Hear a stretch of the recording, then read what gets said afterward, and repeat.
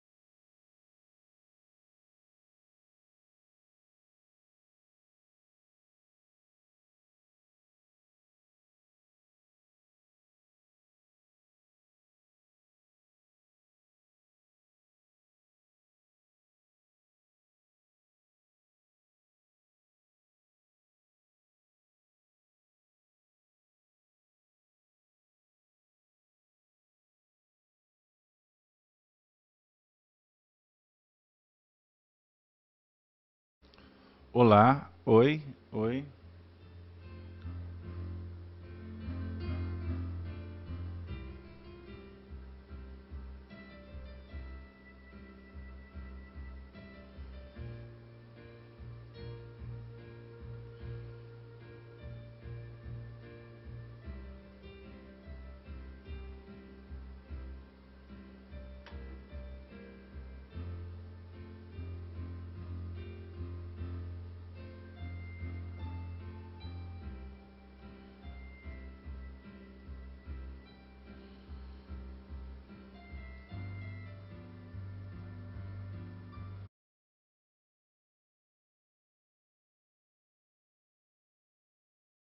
Olá.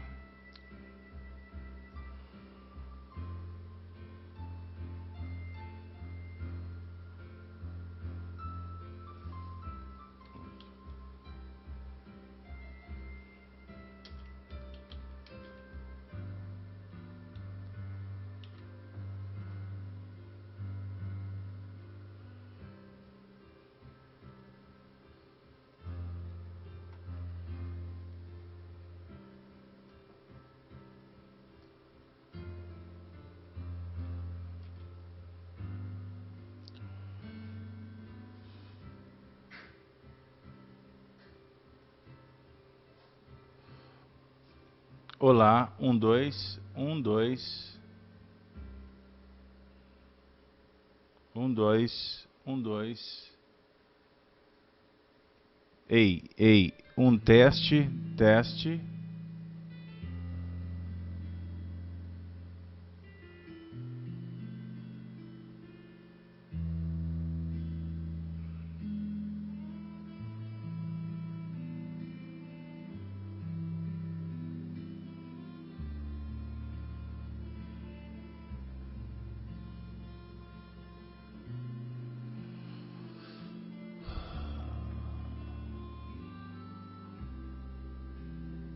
Oi, oi, oi.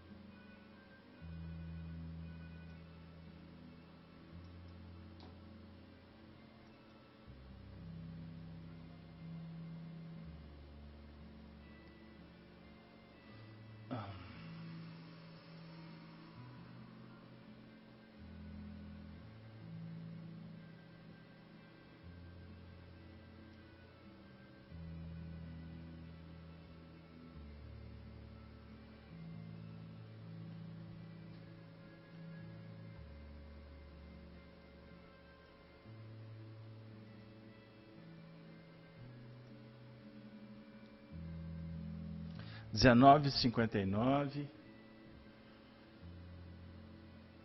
Queridos amigos, estamos bem próximos do nosso início do nosso trabalho. Eu dou boa noite para todos. Peço um pouquinho de paciência, que a gente está nos ajustes finais.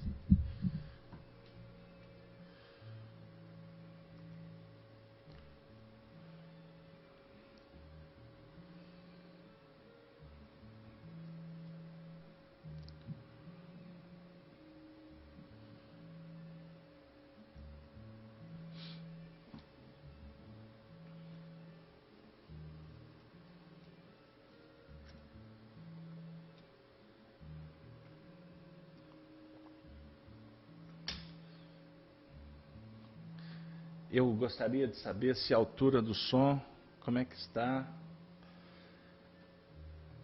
O som está chegando bem? Olá, Arnaldo, Cleusa, Anitta, Fátima. O som está chegando legal para vocês? Bom, vamos lá.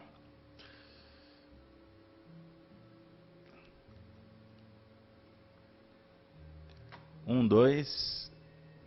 Queridos amigos, senhoras e senhores, boa noite para todos.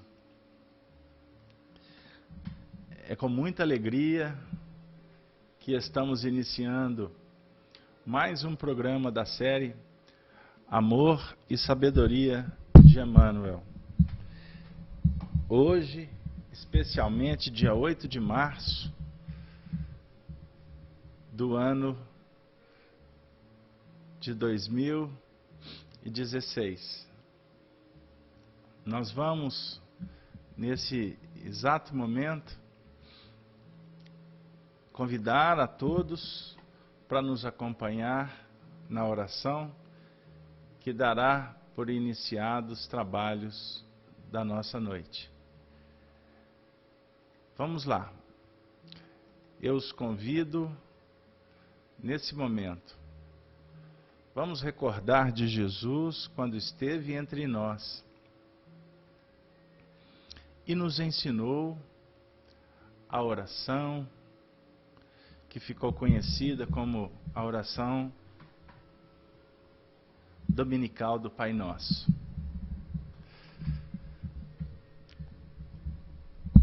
Vamos nos desvincular das questões do mundo,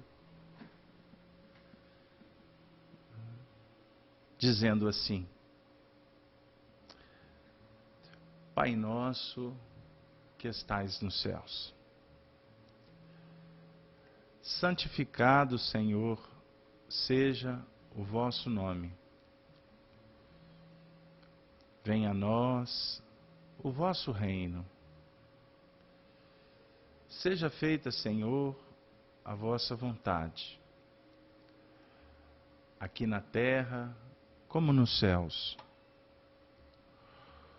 O pão nosso, Senhor, de cada dia, nos dê sempre. Perdoe, Senhor, os nossos erros, à medida em que aprendermos a perdoar aqueles que cometem os seus erros, em busca dos acertos, e que de alguma sorte afetam o nosso coração por estarmos ainda vibrando nas faixas do aprendizado.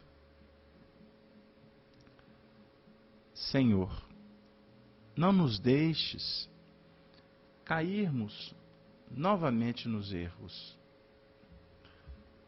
Livra-nos, Senhor, do mal que ainda vibra dentro de nós mesmos. Senhor, abençoa-nos, ensinando-nos e nos concedendo a oportunidade de abençoar a vida e todos aqueles corações que caminham conosco. nesse momento, Senhor, suplicamos em benefício de todos os lares aqui representados. Todos os nossos irmãos, parentes, amigos, que passam por provas, que lutam com dificuldades íntimas, como também as limitações que o mundo impõe. Abençoe também, Senhor, a todos aqueles que se encontram encarcerados em si mesmos, nas próprias inibições, nas fugas espetaculosas. Abençoe, Senhor, os irmãos que gritam, que suplicam o teu amparo no mundo espiritual.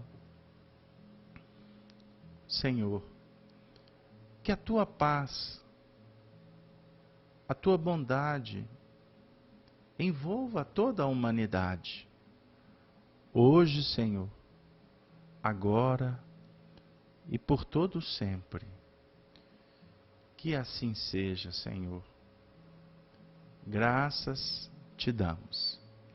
Graças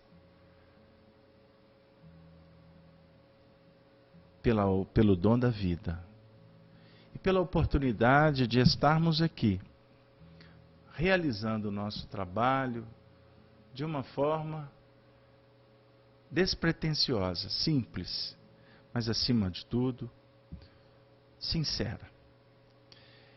E assim que possamos atingir o instante final do nosso trabalho em paz, pelo dever cumprido. Sê conosco, Senhor, hoje, agora e por todo o sempre. Que assim seja. Graças a Deus. Queridos companheiros, os nossos irmãos da Rádio Amigo Espírita, da Rádio Brasil Espírita, os nossos companheiros do chat, que nos acompanham através da transmissão do YouTube, muito obrigado pela audiência, pela participação de todos em mais um programa, hoje, de número 126, Amor e Sabedoria de Emmanuel. Especialmente hoje, estaremos dando continuidade às reflexões em torno do livro Ave Cristo, psicografado por Francisco Cândido Xavier, ditado pelo Espírito Emmanuel, editado a obra pela Federação Espírita Brasileira. E hoje nós vamos iniciar reflexões em torno da morte, do passamento, da desencarnação de uma das personagens marcantes dessa obra, pela sua sensibilidade, pela sua presença na vida do nosso querido Tassiano. Estamos nos referindo, portanto, à nossa querida Blandina, que na última existência esteve na Terra com o nome de batismo Irma de Castro e casada com Arnaldo Rocha, Irma de Castro Rocha, nascida na cidade de Mateus Leme, Minas Gerais, conhecida por todos nós do movimento espírita como Meimei. Eu convido vocês para caminhar conosco no tempo, especificamente no ano de 256.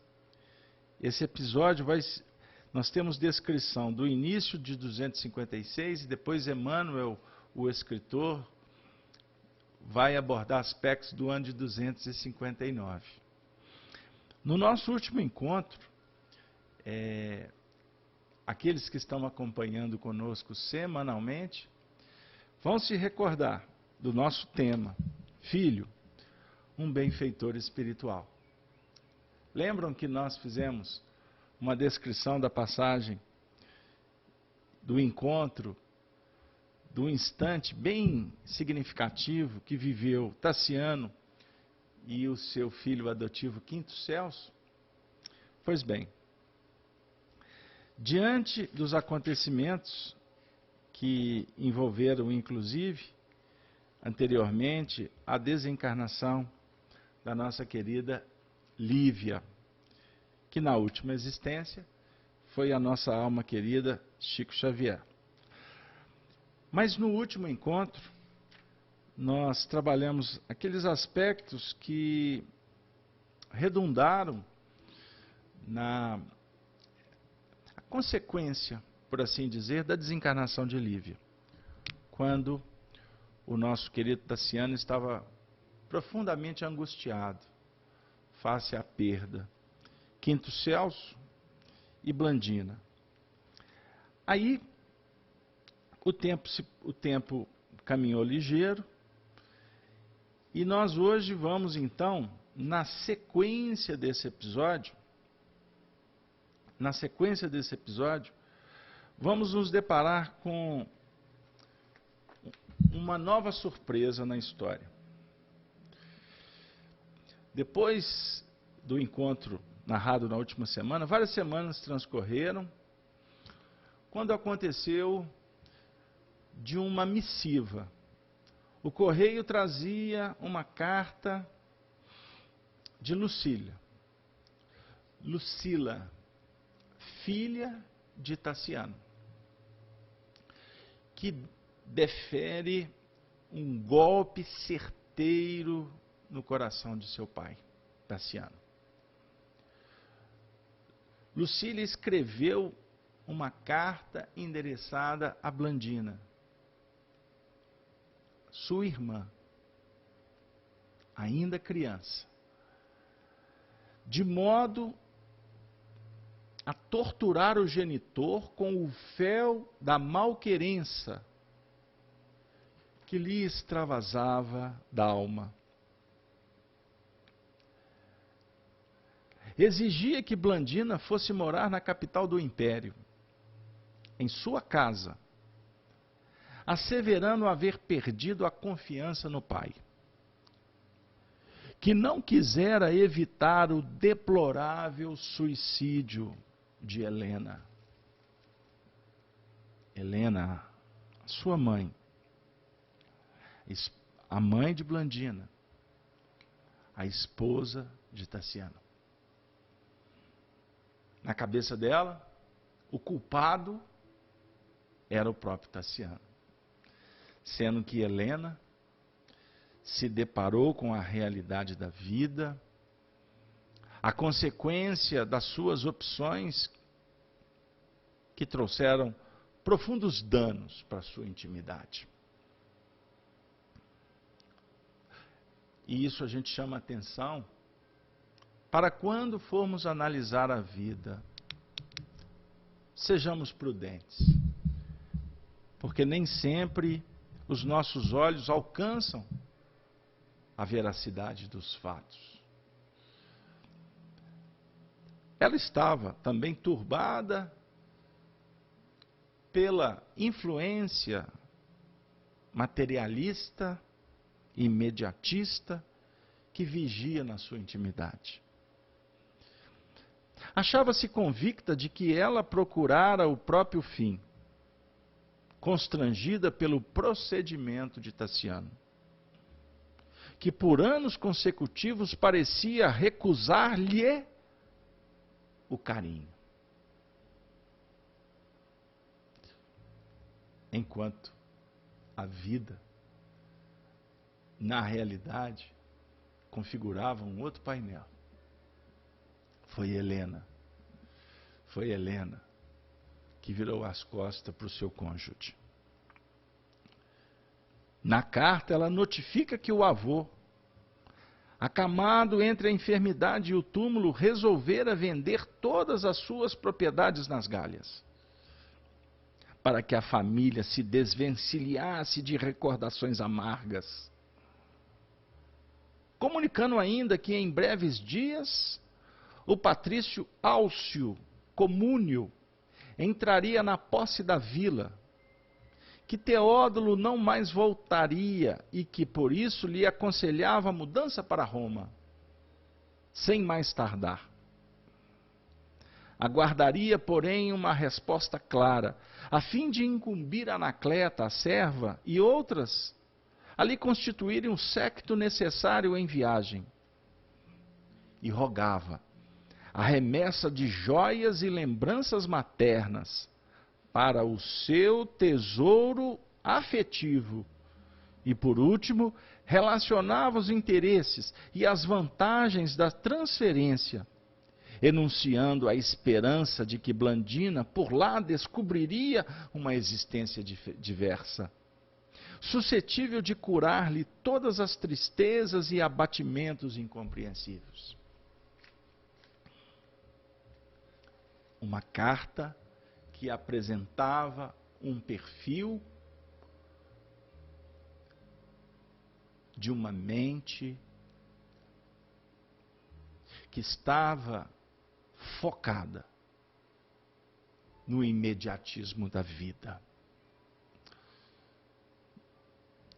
Acusava, ajuizava, deferia um golpe no pai como se ela fosse a própria autoridade da vida. Dentro da sua versão, nem mesmo se apresentou para ouvi-lo, para analisar uma outra perspectiva dos fatos.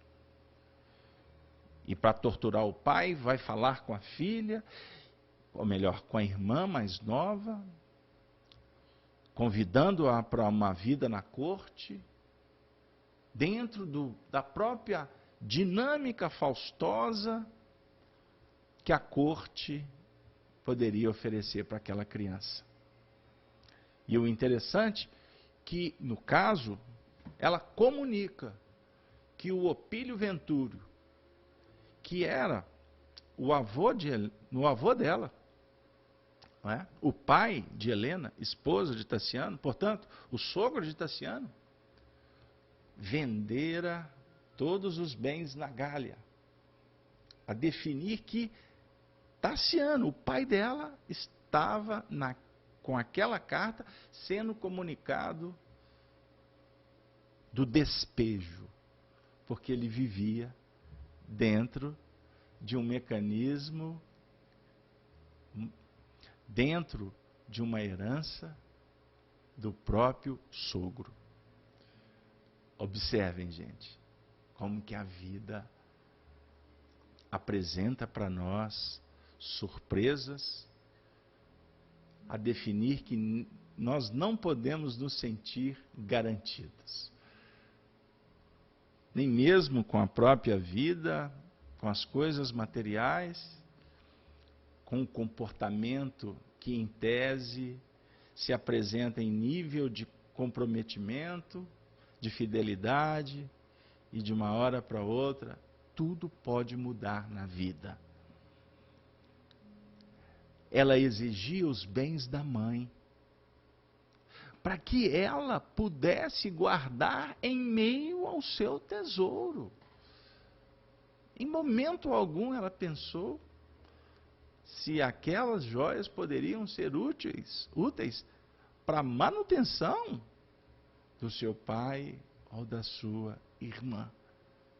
É o egoísmo crasso. É o egoísmo contundente. Nem mesmo a mãe acabara de ser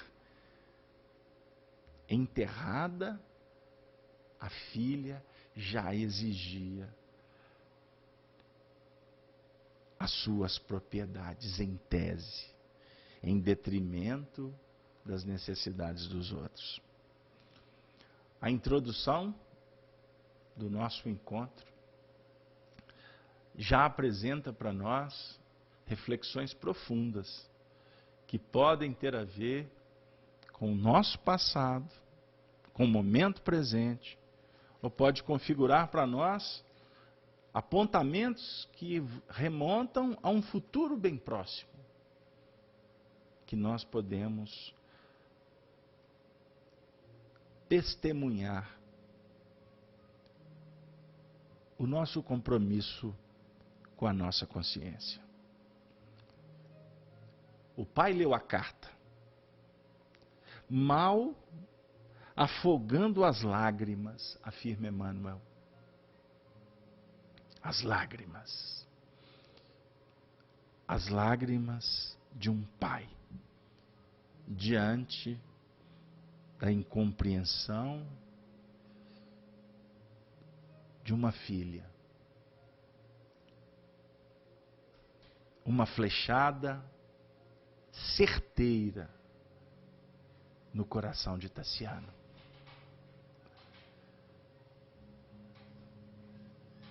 Nunca poderia aguardar semelhante desacato. É a expressão que Emmanuel utiliza diante daquela cena. Os pais podem mensurar o que nós estamos falando. A dor, a incompreensão, o desatino, a loucura, as agressões, quando partem daquele rebento que os pais deram tudo para criá-los, para darem oportunidades. É uma prova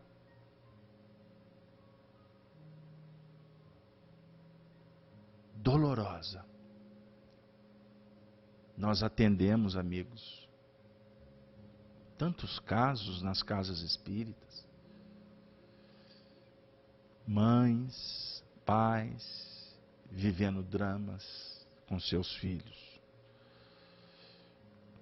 Sejamos compreensivos. Sejamos misericordiosos. Sejamos amigos. Sejamos amigos. E sejamos companheiros nas orações, para ajudar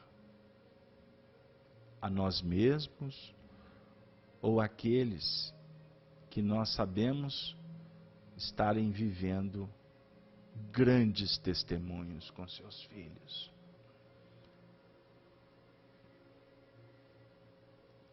Essa decisão do sogro, amigos, desfazendo das terras, significava para Tassiano o mais forte rebaixamento de nível social. Ele que viveu na opulência, na fartura, desde os primeiros vagetos. Entretanto, a miséria não lhe doía tanto quanto o ingrato conceito da filha. Não era nada. Não era nada perto do que a mãe, ou melhor, do que a filha apresentava como notas desafiadoras. Lucília não possuía a mais leve razão de feri-lo. A mais leve razão de feri-lo. Reflitamos. A gente costuma dizer que a ingratidão, ela apresenta muitas vezes um desafio muito sério. Quando atacados injustamente, a dor, dependendo do agente que promove, ela tem uma significação que precisa de ser analisada. Não para que o indivíduo feche o circuito e fique lamentando. acusando ou partindo por revide. Mas para nós que estamos estudando a doutrina espírita, situações como essa indicam para nós oportunidades que podem se tornar extraordinárias para o nosso burilamento. Conhecereis a verdade vos libertará. Eu não falo aqui da informação doutrinária, porque muitos, a gente tem batido nessa tecla, estão informados sobre o Espiritismo, mas poucos, na prática, têm demonstrado conhecimento da doutrina espírita. Vamos refletir com carinho sobre o assunto.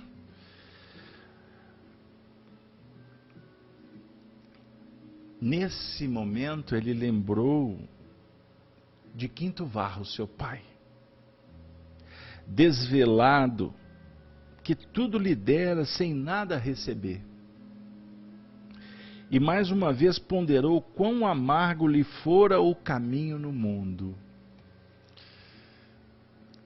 Ele se recordou, portanto, do seu pai, que viveu, que experienciou, que perpassou uma senda de muitas provas. E ele ali, de alguma sorte, estava começando a caminhar pelas mesmas veredas. Ele lembrou de seu pai, que, diga-se de passagem, estava ali próximo. Não como espírito desencarnado, mas como um amigo reencarnado. E que na semana anterior nós falamos tanto dele. Quinto Celso. Injustiça era a palavra. Enxugou o pranto, recompôs a fisionomia e apresentou a mensagem para a filhinha. Ele poderia ter se furtado da atitude. Ele poderia ter agido dissimulado, não apresentando a missiva, para proteger a criança que estava doente, poupá-la de mais sofrimentos, ou de alguma sorte pensar nele mesmo, querendo a filha para si. Ele poderia ter negado a verdade para a menina, mas não o fez. Ele não foi egoísta. Ele foi autêntico. Ele foi leal. Leal. Ele usou de lealdade com a filha. Sinceridade. Característica desse espírito. Tassiano, que eu tive a honra, que eu tive a oportunidade de conviver com ele. Um homem sério, fiel, fiel ao que ele acreditava. Por isso, ele não tergiversava, ele não bajulava, ele não articulava, não. Ele era fiel. E não foi à toa, não foi à toa, que Emmanuel escreveu a história dele. Porque esse livro conta a história de Tassiano. Arnaldo Rocha.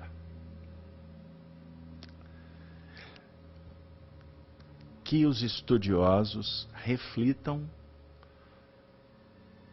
na minha afirmativa, que ela não tem objetivo nenhum a não ser reverenciar, como define Paulo, dar tributo e honra a quem realmente merece tributo e honra. Não tem gesto louvamineiro, místico, interesseiro, nada disso. Estudem, procurem conhecer quem foi Arnaldo Rocha. Ufa, para mim é um desafio falar dele, porque o nó aperta a garganta desse tolo que aventura a contar histórias. Enxugou o pranto, recompôs a fisionomia e apresentou a mensagem à filhinha. Blandina, Meimei. Não ocultou a revolta. Não, ela não ocultou a revolta. A característica de Meimei.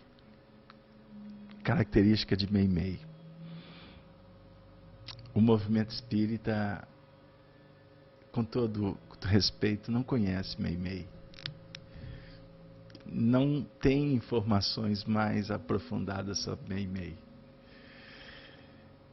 Como nós estamos tendo, e me compete revelar para o movimento espírita quem foi Meimei.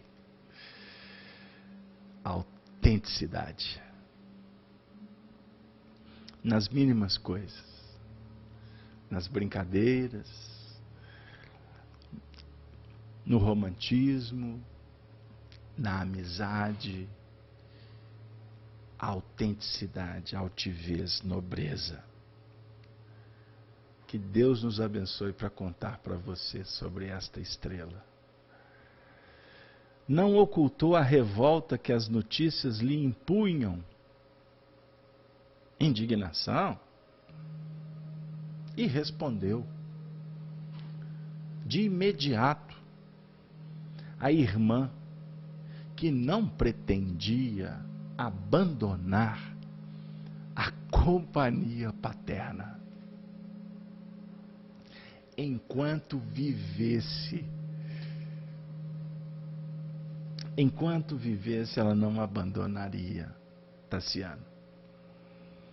Como não abandonou o espírito Tassiano, o espírito Arnaldo Rocha, em muitas existências, junto com um grupo ajudando esta alma nobre a encontrar o caminho do Cristo. Deu a vida por ele em muitas existências. Aqui, de uma forma muito especial, que vai se desdobrando à medida em que a gente vai falando. E então, o emissário que levou a carta regressou, portanto, e a partir daí, como define Emmanuel, o indefasável silêncio pesou sobre as relações familiares entre Lucila e o pai. Eles enviaram o que ela pediu.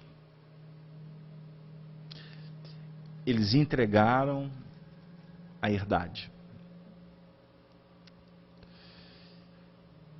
E o inverno chegou ríspido na vida deles.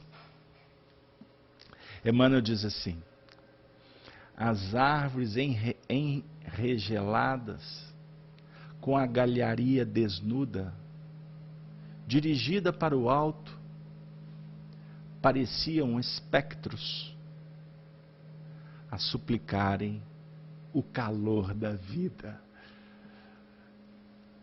Esse é Emmanuel. Este é Emmanuel. A gente lê, envolvidos pelo romance, e acha que apenas é algo poético. Olha o ensinamento. Olha a profundidade do que Emmanuel escreve para encantar poetas ou para induzir o neófito ou o discípulo a um mergulho profundo nos ensinamentos dos códigos da vida. As árvores. Quantas vezes Emmanuel apresenta as árvores simbolizando o homem, o espírito, enregeladas, com a galharia desnuda, dirigida para o alto. Nem folhas tem. É o galho dirigindo-se para o alto. São as antenas psíquicas, parecendo espectros a suplicarem o calor da vida.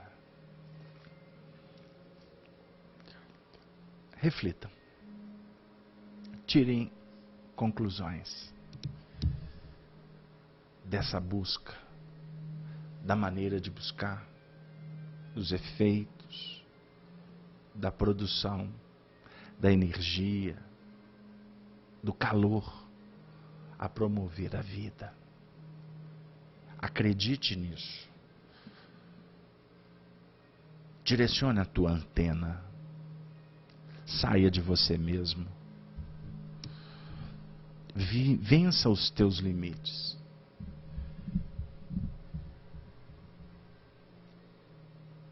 Foque as estrelas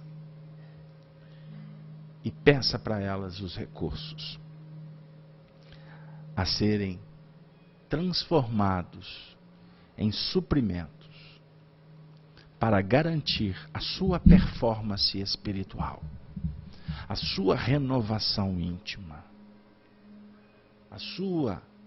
o seu reposicionamento diante de você mesmo, na estrutura da sua mente.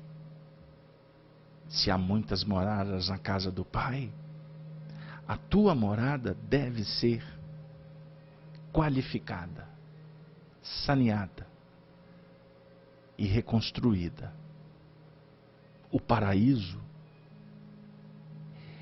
é o prêmio do bom combate.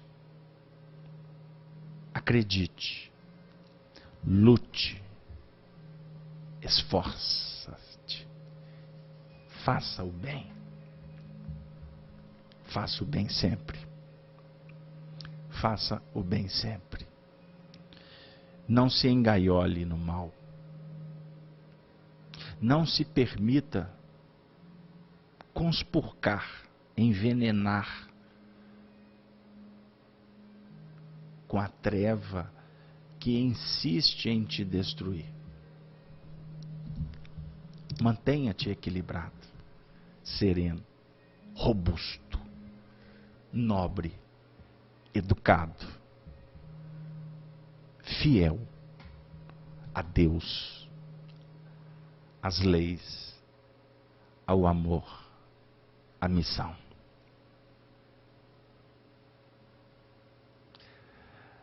Meditabundo, observava Tassiano a natureza castigada, recordando o próprio destino. O frio da adversidade assediava-lhe o coração. Não fossem Blandina e Celso, frágeis rebentos da vida, ali reclamarem carinho, e talvez se rendessem ao sofrimento moral até que a morte o visitasse por mensageira de paz e libertação. Restava a ele o quê? Observando Blandina e Celso. Restava a ele soerguimento para o trabalho. Todavia, eu chamo a atenção dos amigos para esse trecho que eu perpassei antes do nosso encontro e fiz algumas anotações para não perder as ideias que eu procurei organizar anteriormente. Todavia, a ternura e a confiança com que lhe seguiam os passos refundiam-lhe as forças. Ternura, confiança, com que lhe seguiam os passos refundiam-lhe as forças. Ternura é uma palavra que encanta.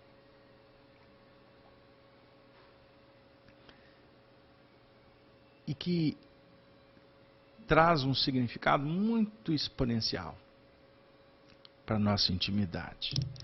Ser terno, ser carinhoso, ser brando, ser pacífico, ser cuidadoso, ser habilidoso, ser despojado. A ternura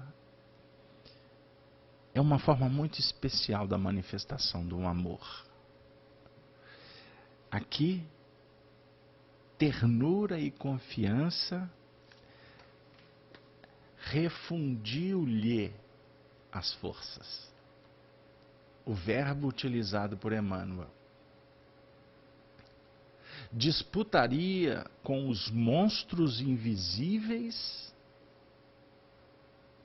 da sorte a fortaleza de si mesmo, a fim de doar às suas crianças uma vida melhor que a dele.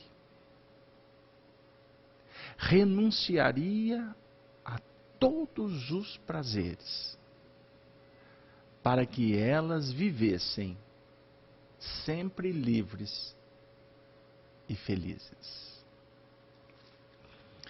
Renunciaria todos os prazeres. Eu agradeço a presença de todos que estão no chat.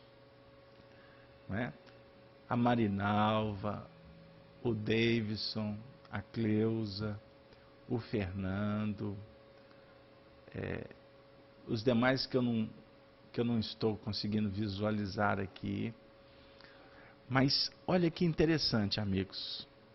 Olha que interessante. Face a ternura, a confiança, refundindo-lhe as forças, ele encontrou, portanto, o motivo para renunciar os prazeres. Ele abriu mão. Ele abriu mão dele mesmo, para que as crianças vivessem livres e felizes.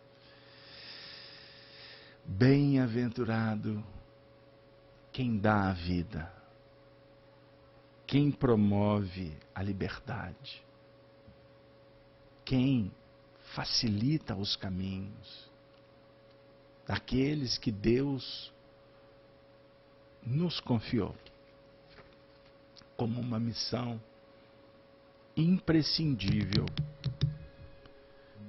que deveria ser inviolável, indestrutível. Reflitamos no convite que estamos recebendo para abrir mão. Ufa! Eis a primeira parte do nosso trabalho. Eu gostaria de solicitar que os nossos amigos do chat encaminhem as suas ponderações, as suas perguntas, as suas participações, que nós tentaremos atender na medida do possível. Estou atento ao chat, tá bom? Vamos lá. Quando a primavera, continuando a história, tornou a paisagem do Ródano, encarou a necessidade de ausentar-se de casa na conquista de maior conforto doméstico. E pela primeira vez, qual havia acontecido ao próprio pai em outro tempo, percebeu quão dura se fazia a existência para o homem que se propusesse conseguir com dignidade o próprio pão. Observem bem que interessante.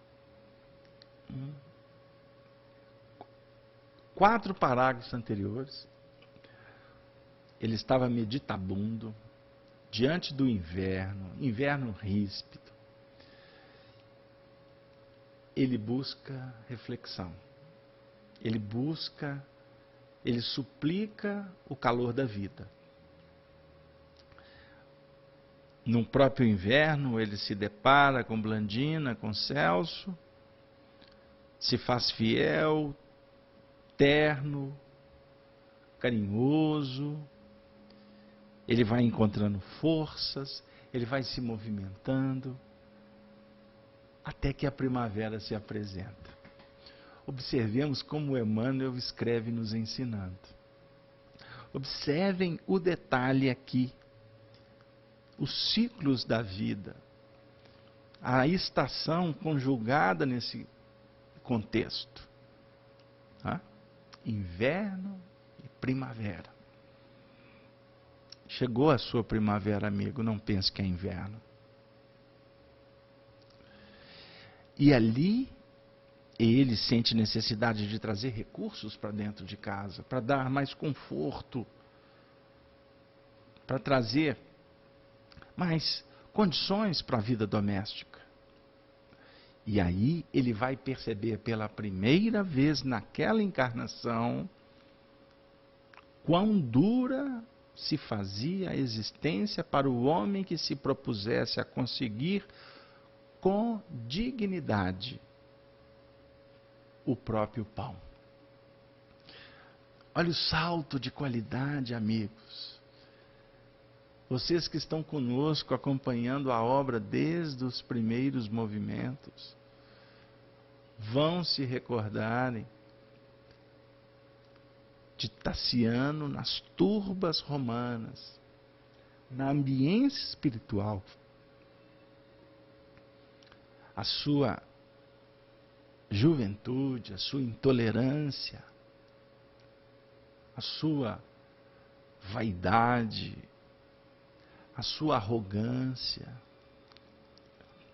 recebeu tudo sempre de uma maneira fácil.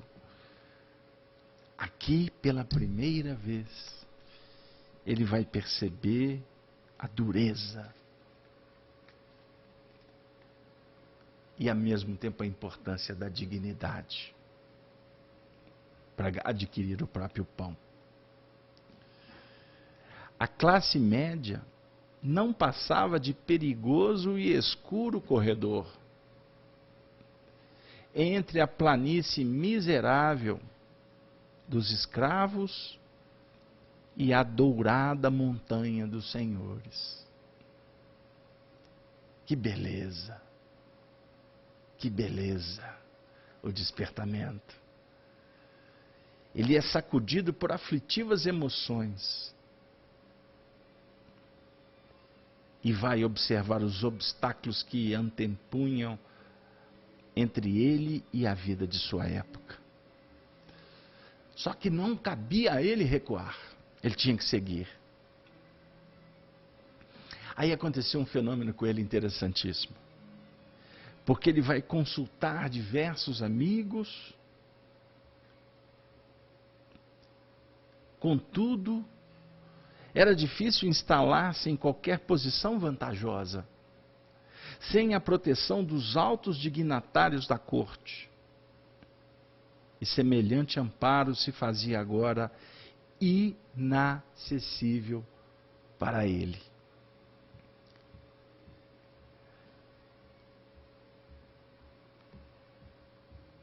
Para ter facilidade, ele precisava do respaldo, proteção das pessoas importantes da sua época. E a condição dele atual inviabilizava qualquer apadrinhamento. Ele se tornou um homem pobre.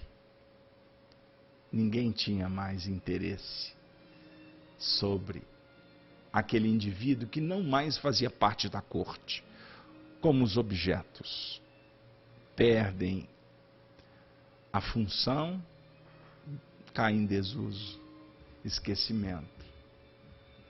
São as máscaras, são as personalidades da corte, que se movimenta por interesses, por isso há intrigas, dissimulações, arranjos, cinismo, hipocrisia, vaidades, fantasias.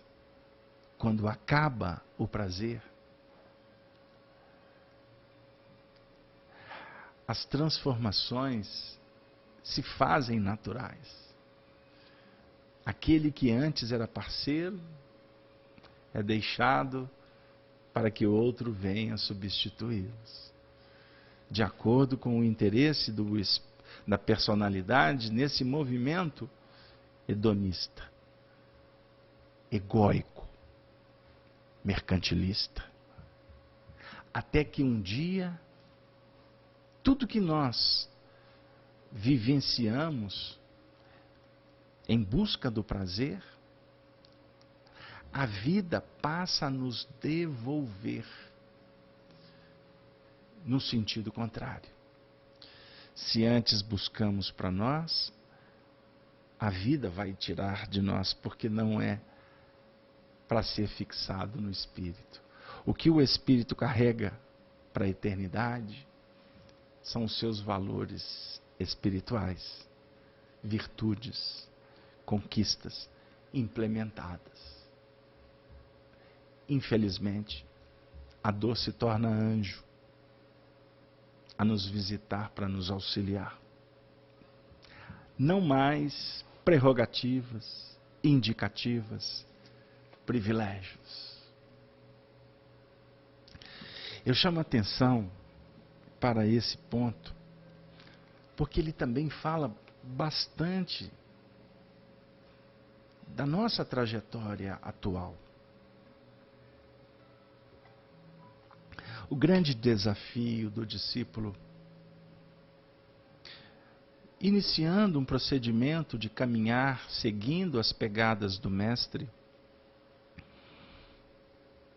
é perceber que o Mestre, de uma maneira silenciosa, amorosa, fiel, respeitosa, digna, ele olha para nós sem exigir, mas o seu olhar compassivo, misericordioso, expressa tanta ternura, tanta delicadeza, que ele nos constrange.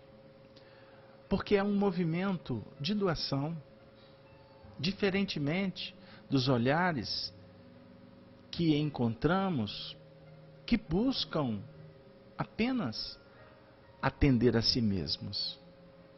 Por isso, utilizam de artimanhas para convencer, para conquistar. O do Mestre não. O do Mestre é um olhar tão respeitoso que nos sensibiliza de sorte que percebemos nesse movimento expressões de um amor legítimo e que acabam como que nos ajudando a vasculhar a nós mesmos. para um encontro celestial, divino, único, com o nosso próprio Espírito, com a nossa própria essência divina. O Mestre diz assim: ide. Depois que um dia ele disse: vinde. O convite que ele faz é que a gente se perceba, que a gente se compreenda. E quando vamos nos compreendendo e percebendo a vida, a gente vai adquirindo motivação. E nesse movimento motivacional, o Mestre diz: ide, ide. Embora alerta, como na definição registrada por Lucas: porfiai pela porta estreita, porque as largas são as portas do mundo que vos levam à perdição. A porta estreita, aquela porta que faz com que nós estejamos centrados nos objetivos. Por isso é que ela é pródiga de testemunhos, de provas, de testes, para que a gente possa dizer para nós mesmos que nós queremos continuar perpassando este caminho glorioso. As portas largas, elas simbolizam o desfocar, o deixar de ter atenção ao que é essencial. A gente se perde, por exemplo, nas informações, nos desvios, nos entretenimentos, enquanto o espírito tem sede de saber, de conhecimento profundo, portanto, de sabedoria. Porque, como define Emmanuel, sabedoria é caminho, amor é luz. Observemos como que é interessante. Parece um jogo, embora não seja. É um movimento evolucional que promove os nossos sonhos, quando eles são sonhos respaldados pela nossa própria consciência. O que nós vivemos no mundo atual? Mais ou menos esse movimento que aconteceu com Tassiano. É mais ou menos o que a parábola do filho pródigo nos remete.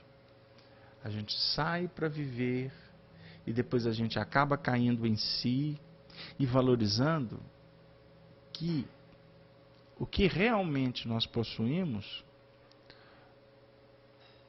não temos como gastar.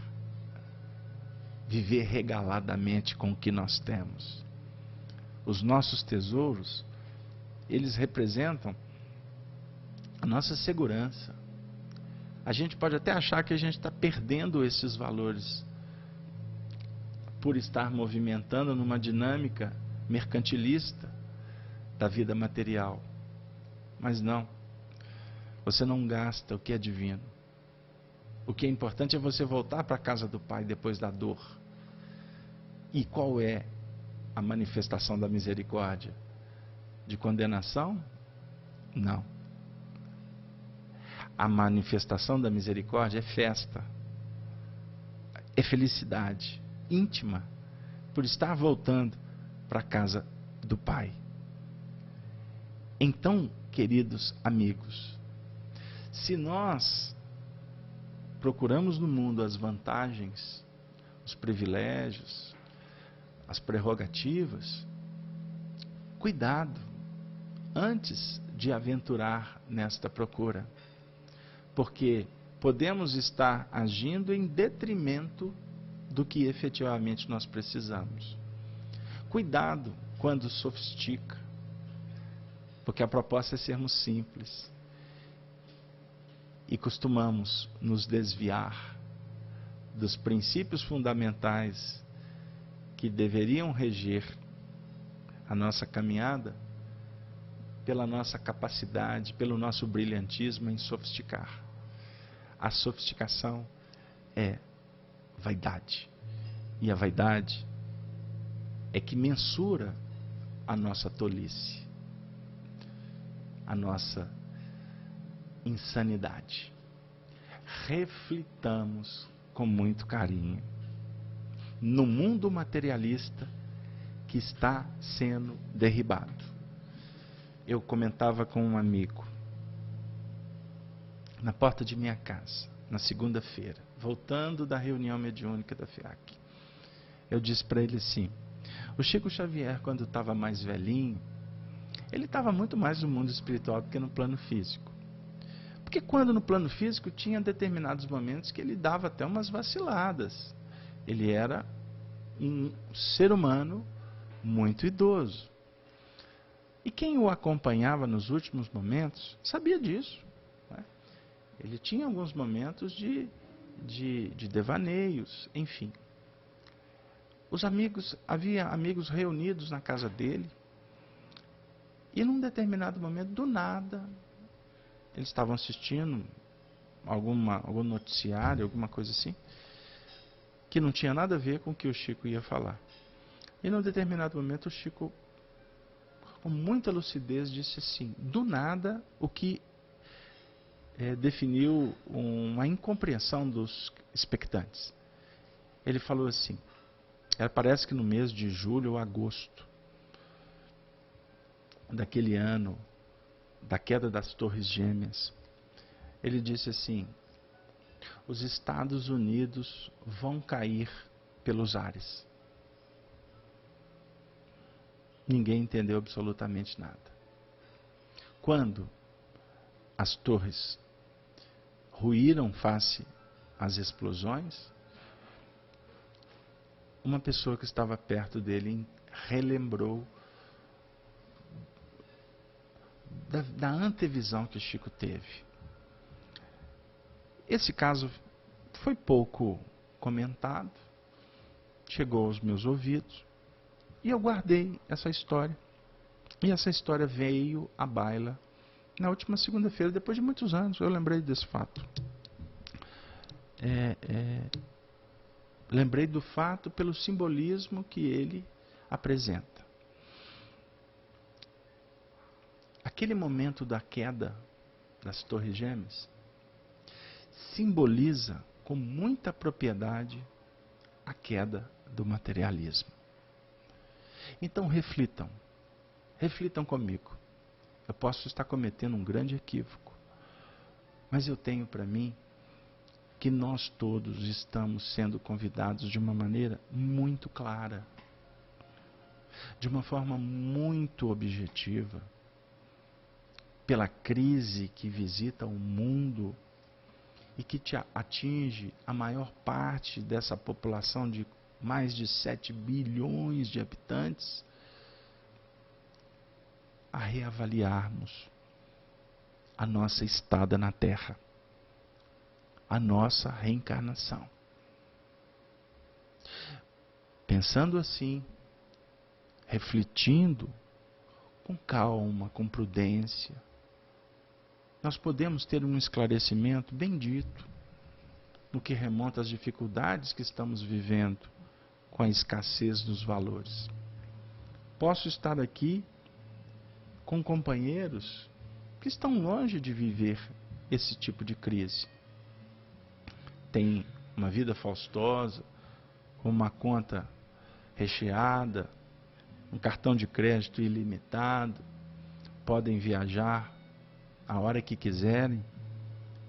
Que Deus vos abençoe, para que vocês que possuem esses recursos continuem sendo merecedores, porque acredito eu que por terem esses recursos vocês cumprem uma responsabilidade de fazer com que circule as oportunidades para aqueles que estão vinculados ao poderio que vocês possuem. Eu estou falando vocês com todo respeito àqueles que vivem, que estão nessa condição, porque a maioria não está. E a maioria que compusemos aí, esse percentual que passa por muitas provas na área material, que nós possamos entender que está batendo na nossa porta um recado muito especial, que possivelmente está nos dizendo que é necessário administrar melhor, porque quem é fiel no pouco é fiel no muito. Se nós estamos sendo visitados pela dificuldade moral, com o reconhecimento dos nossos limites, dos nossos vícios, vamos nos curvar à sabedoria e vamos procurar fazer uma análise e uma busca de modificar. Se estamos passando por provas junto com familiares, vamos aprender a renunciar um pouco, a ceder, porque quando um não quer, dois não brigam. E quando muitas vezes desequilibramos, quando passa um boi, passa boiada. São sabedorias que a gente aqui em Minas cultua, admira e reproduz nas nossas falas. É necessário tomar cuidado para não ficar dando murro em ponta de faca. É necessário aprendermos que a faca, ela tem um simbolismo importante. Ela deve ser utilizada para o bem-estar e não para trazer dores, para sangrar corações. Que possamos, queridos amigos, entender um pouco do que essa história está nos conclamando. O Tassiano estava acostumado com todos os privilégios da corte. Chegou um momento que ele não tinha mais a mínima condição, porque a vida tirou dele por misericórdia,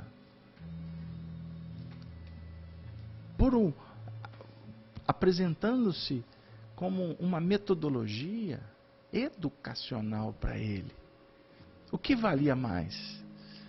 É o bem-estar na terra ou o soerguimento nos céus? É lógico que os valores principais são os valores eternos.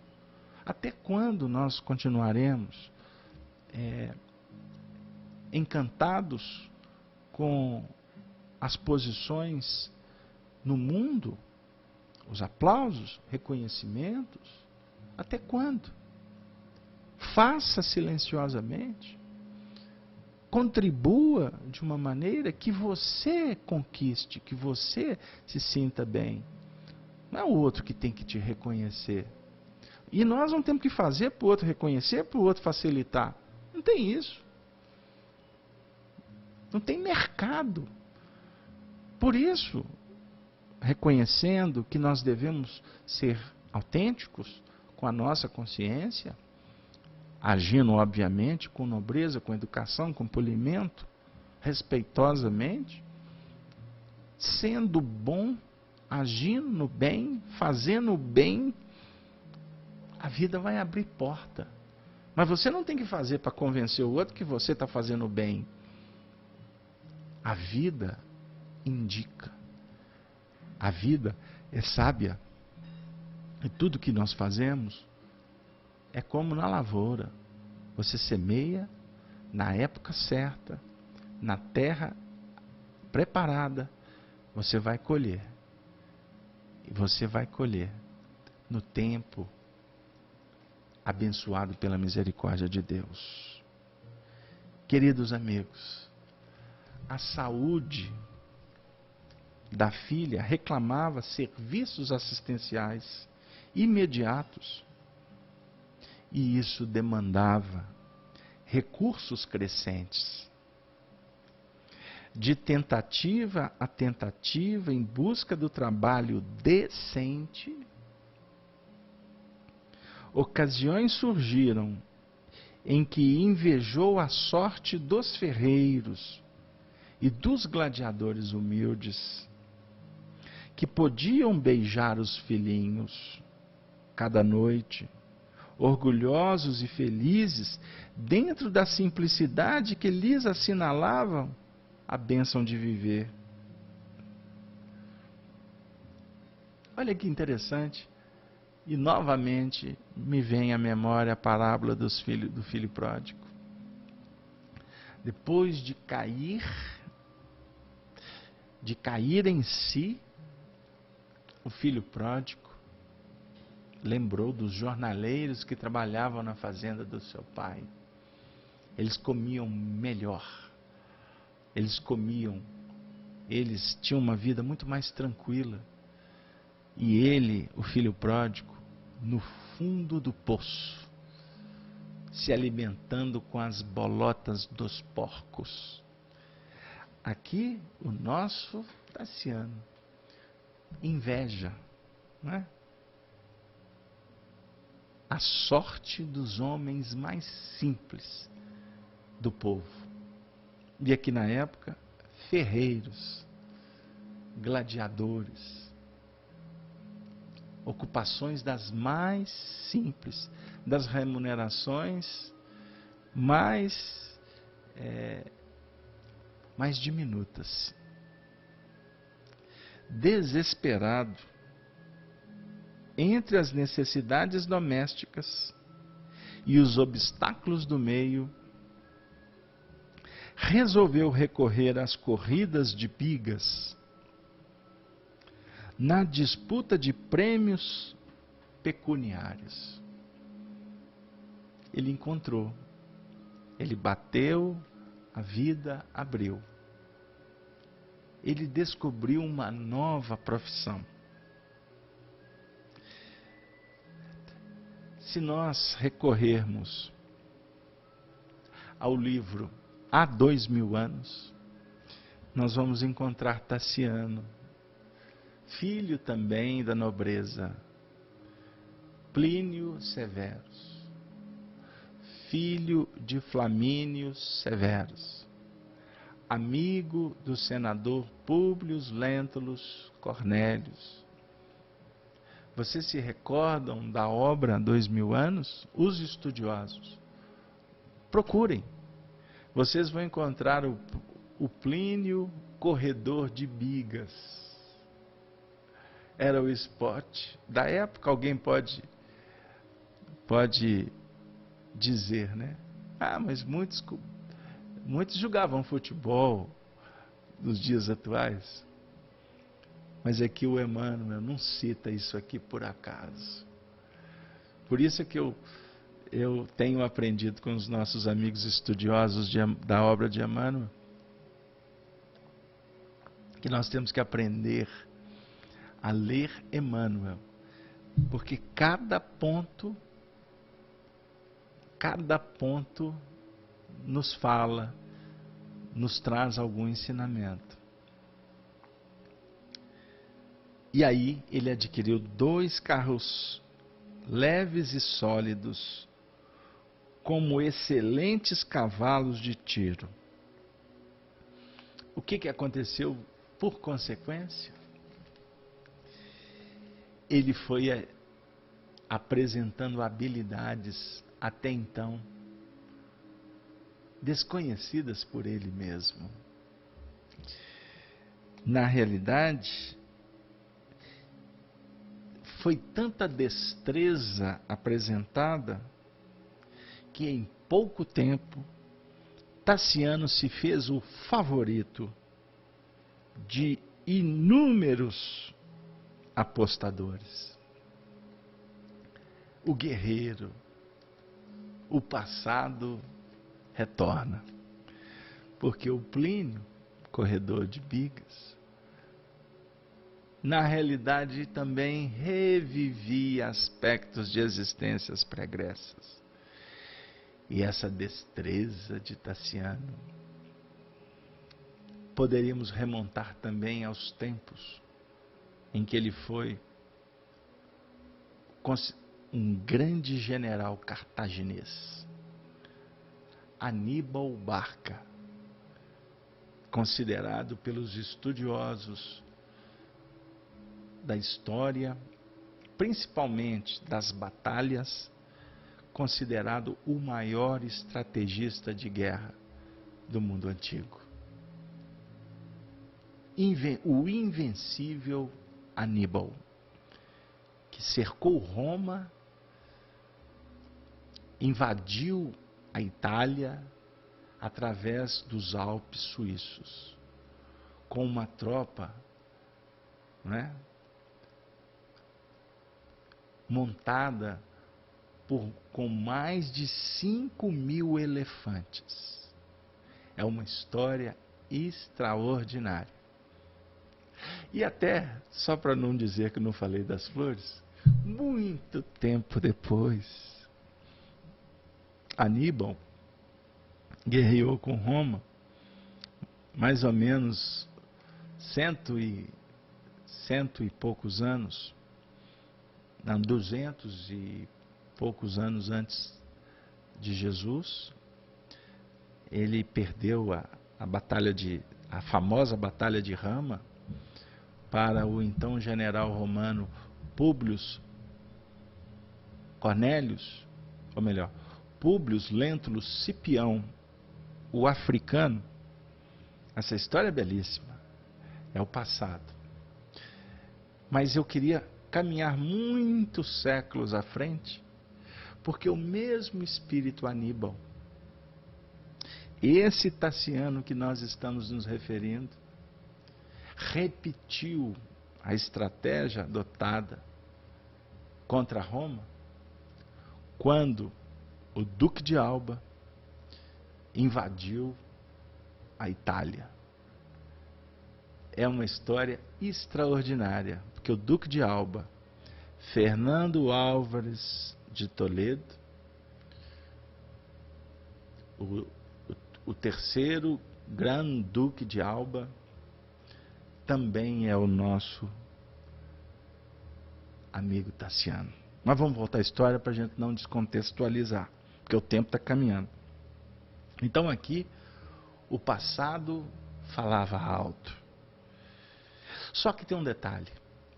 Tassiano odiava aquelas festas.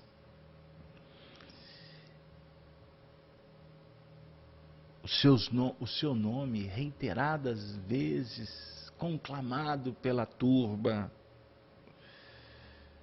Ele tinha repugnância pelos ajuntamentos de homens e mulheres gozadores da vida. Mas no fundo sentia-se satisfeito com a oportunidade de conquistar, ao preço do esforço próprio, o dinheiro indispensável, as despesas do lar, que novamente passara a desfrutar o mais amplo conforto. Ele conseguiu contratar um professor competente para cuidar dos seus filhos, embora Blandina desenvolvia cada vez mais uma doença desconhecida, precária saúde. A cada dia abatida, a menina via o tempo escoar-se sob o carinho inexcedível de Tassiano e de Celso, qual se fora um anjo enfermo, prestes a desferir o voo para o paraíso. Um voo para o paraíso. Queridos amigos, me perdoem, mas o nosso tempo está acabando. E o nosso tema, a morte de Blandina, apresentou-se hoje para nós inexplicavelmente desafiador. Porque o nosso intuito era abordar o acontecimento em si. Mas, à medida em que nós fomos perlustrando, perpassando, nos encantando com a descrição de Emmanuel, nós fomos inspirados a nos deter nas esquinas de pedra, nas esquinas de Minas, para fazer apenas uma brincadeira poética, e encontrar nesses pontos uma necessidade de estacionarmos, de reverenciarmos as histórias, de papearmos, de contar causos, como se fala aqui em Minas, e de saudosamente reverenciarmos estes vultos, estes missionários, esses amigos, que são espíritos muito próximos de todos nós, estão todos citados no mundo espiritual e engrossam as fileiras daqueles que, em nome de Jesus, estão lutando, estão trabalhando para que o mundo se faça um mundo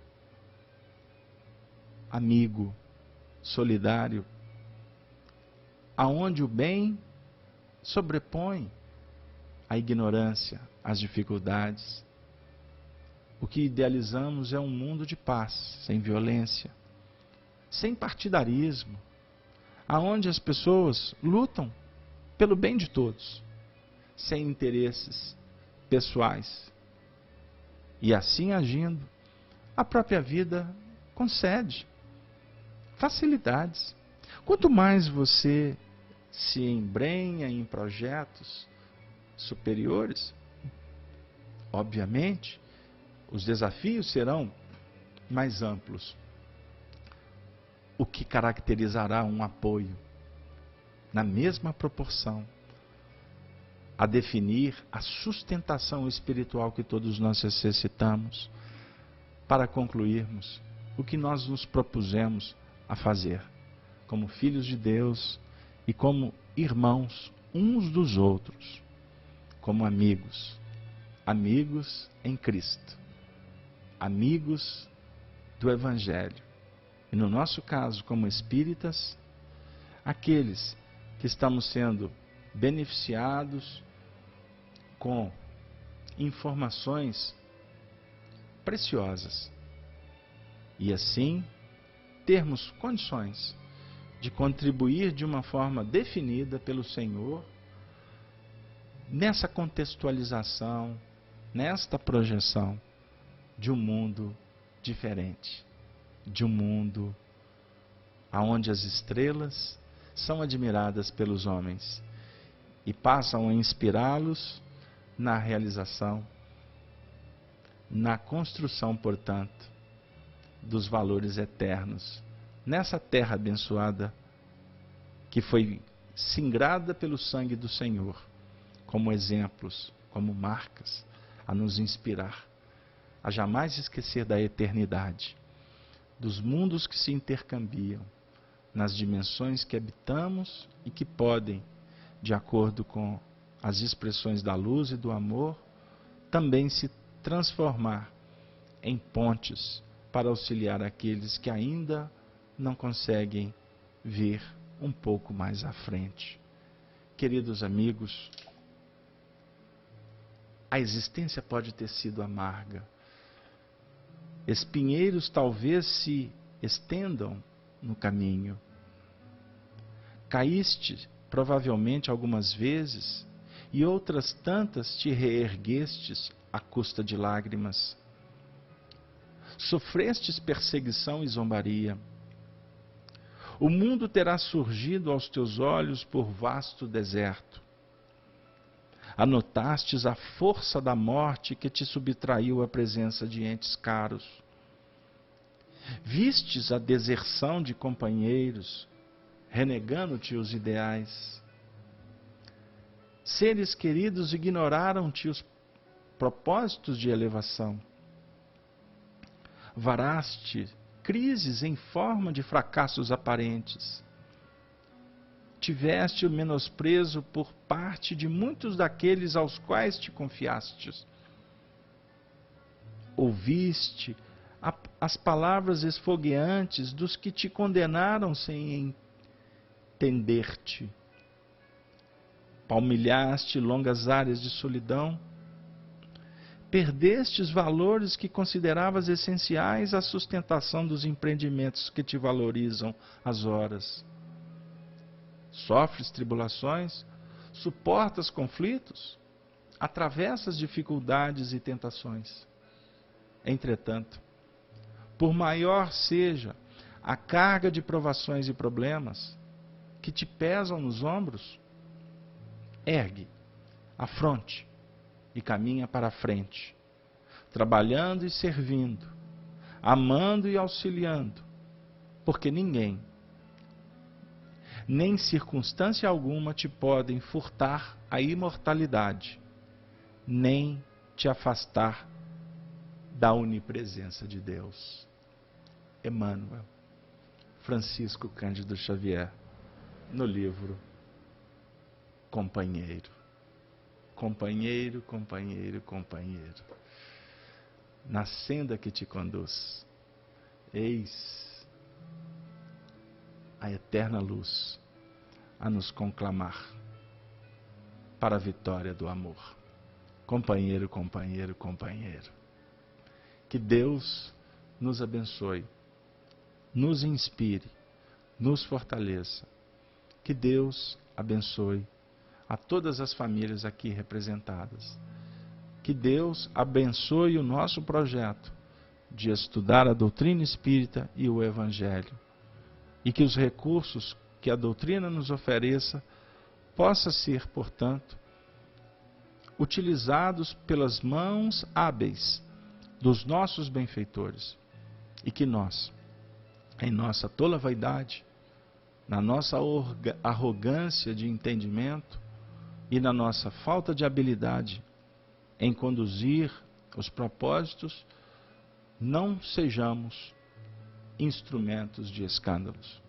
Por isso, Senhor, nos abençoe, que a humildade nos visite, que a sabedoria nos conclame e que o amor nos soerga para a vida eternal. Um beijo no coração de todos, endereçado pelos amigos para sempre, partindo dessa terra chamada Minas Gerais. Ave, ave, ave Cristo, que assim seja, graças a Deus.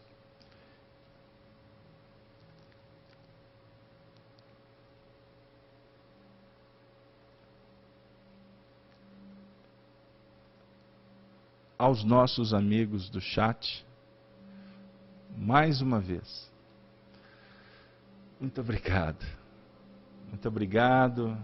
Desculpem eu não ter nominado tanto, interagido tanto com vocês. O Fernando, a Cleusa, a Marinalva, o Davidson, o Carlos. Eu não estou conseguindo visualizar todo mundo. Eu só estou vendo alguns. Por isso é que a Anitta, agora eu vejo a Anitta, a Jussara,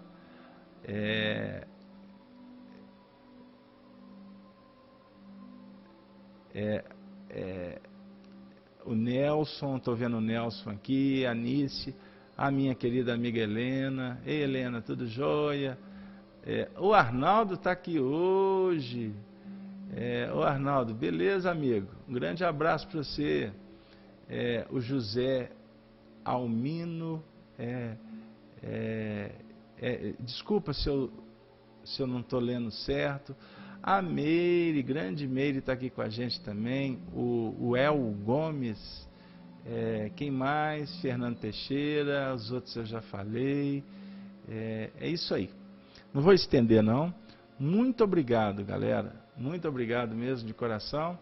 Amanhã, direto da FIAC, nós vamos fazer, por acaso, né? Coincidência, amanhã a gente faz a parábola do filho pródigo. Na outra semana, o Vladimir vai fazer, nós combinamos, ele vai fazer o tema, o irmão do filho pródigo. Ou seja, eu faço a primeira parte da parábola, e semana que vem ele faz a segunda parte da parábola. E temos para o mês de abril em diante, mais 2 companheiros que vão integrar a plataforma dos Belo Horizontinos na FIAC, né? Nós vamos estar com o Ayas e vamos estar com o nosso amigo Otávio Pederzoli. O Ayas vai fazer evangelho também, o Otávio vai falar das leis morais. Aí a gente vai ter uma dinâmica. e entre o Vladimir e os outros dois, e de vez em quando algum deles não puder estar presente, a gente preenche um pouquinho o espaço. E eu estou preparando os meninos para assumir, né? Já me candidatando à desencarnação. Eu falo isso para eles: vocês têm que tocar o projeto. Então, devagarzinho a gente vai se apagando, porque a ideia principal é de trabalhar em grupo. E para terminar, convido vocês a estar conosco na quinta-feira com Apocalipse, sexta-feira com o Livro dos Espíritos, e dia 19, não percam, nós vamos fazer um seminário na FEAC, o seminário do Evangelho, o discípulo e o mestre. Eu farei a primeira parte e o Afonso vai fazer a segunda. Temos surpresa para vocês. Nós vamos transmitir ao vivo, no mesmo esquema, através inclusive da Rádio Brasil Espírita, da Rádio Fraternidade, das rádios da Rádio Amigo Espírita, e através do YouTube e do canal 6 da Rede Amigo Espírita, e quem quiser acompanhar no site da FEAC, também no canal 1 da FEAC. Sem delongas, um beijo no coração de todos. Valeu, muito obrigado, desculpem por tudo. Boa noite. Valeu.